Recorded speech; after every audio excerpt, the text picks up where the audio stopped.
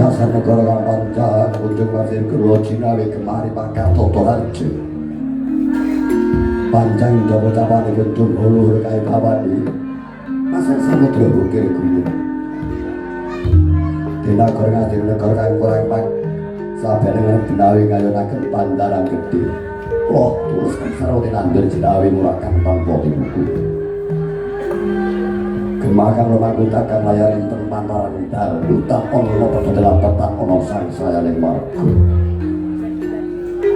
Hari pagoda dan memotong yang sama ketika saat kita rojo jelap dapat penorosan dan juga tepung paitus.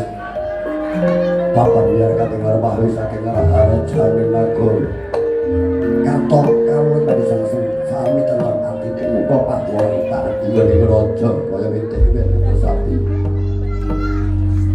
Ya nawan kata no jenazah masyarakat boleh marah gandang dewi-dewi awetan ono dirjono judi. dasar negara ngasih negara gede obore padang cakate dhuwur kok sik adoh guntalane tur kasus Ramanca boten ngomongaken nagari tanah Jawi kewo ingkang sumpah sanadyan nagara tansah prangkata ingkang sumber-sumanita dhateng ginepak bondo damu kayu boyane kapal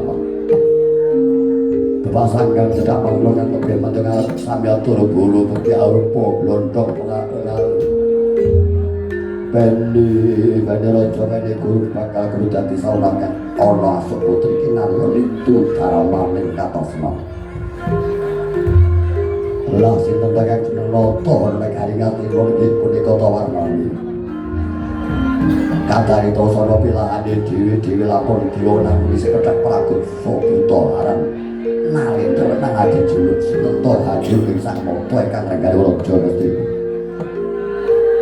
Lagi punika tawarnanda juluk sang moto Prabu Suryodana Jaka Pitana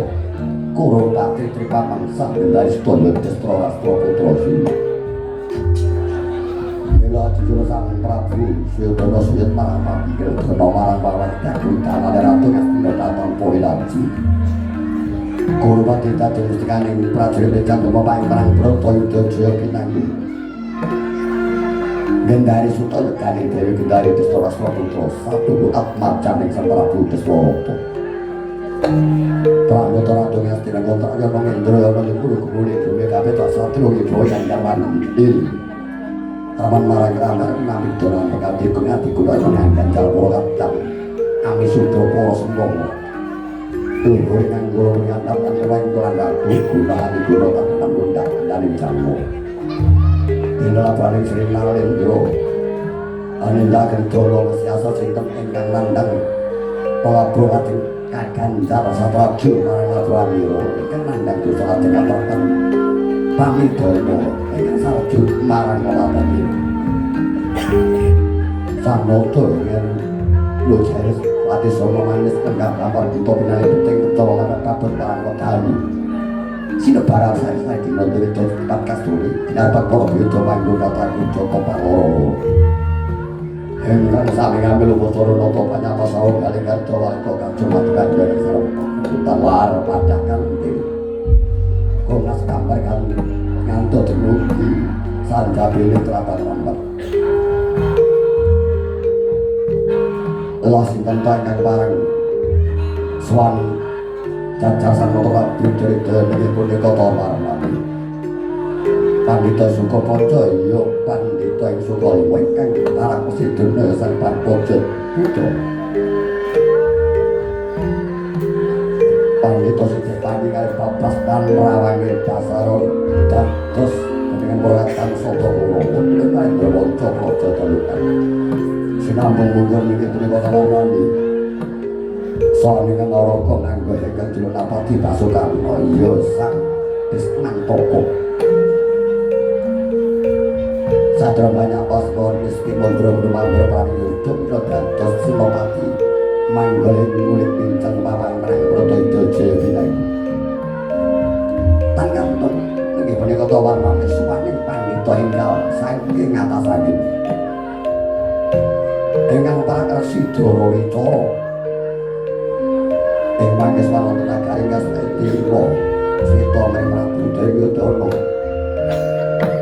kembali kamokan ing nagari Sindapila dapat lokal kinar ya jajan kaing sang wanita dulu datang kantor sinten to ing sukan kok kunjung ratawa dalan iki punika tawarnani satreng kula sedina paradyan patekan seputi ya gendara desa trikan pati ya arya sopan ya semua juli dasalah de pasang itu banget pikat sing somo tansah pinangketing swanira yang sanes sang Prabu Duryodana sang pemuda sinten ingkang lenggahan kula kunjung pratawatan niki punika tawarnani kadang nata ingkang ngatur kabilang karena serat yang karto marang ingkang pinitetes pinitat dan kekel lebat mlebet bondo kraton Ngastina kestan niti gongso kraton Ngastina sinambung mungkur swareng Prawadya blebet ambelah paringan sedaya kepandhaan Jawi Kadesasane Purwadya Bala katon karo kali agemane Purwadya Bala Yaya hanyurna sumare sang pratangga katan kantor sinten pengen ning dipan jari lah punika warnane kadang napa ngasti ingkang ngatur ing banjar dipuningkang kasirat den Dursasana dasar kakah prabasa budi wis parjojo mumpun aku mira tansah kinawa kemong sakastina lahir terus ing pati mangkono sang nata Prabu Duryudana yasti dipimpin Maturana langgah dan para gento kadang para para negari laga jroning kali sang nata dalu ing barang pangandika manggale dawuh ingkang napa wonten ing hari kastina mila sang nata Prabu Duryudana lenggah pindhane tugu sing kantor katon obah datar musik menggalaken kawerganing Astina sing mangke nandhang pertet bimanda sing panutup negari kastina kanthi judhek bingkong kadilaun sang nata Prabu Duryudana mangkono pangucat triwarga ingkang sami marhamangke amung nganti sabda pangandikaning sang nata Prabu Duryudana ingkang kawasa kelati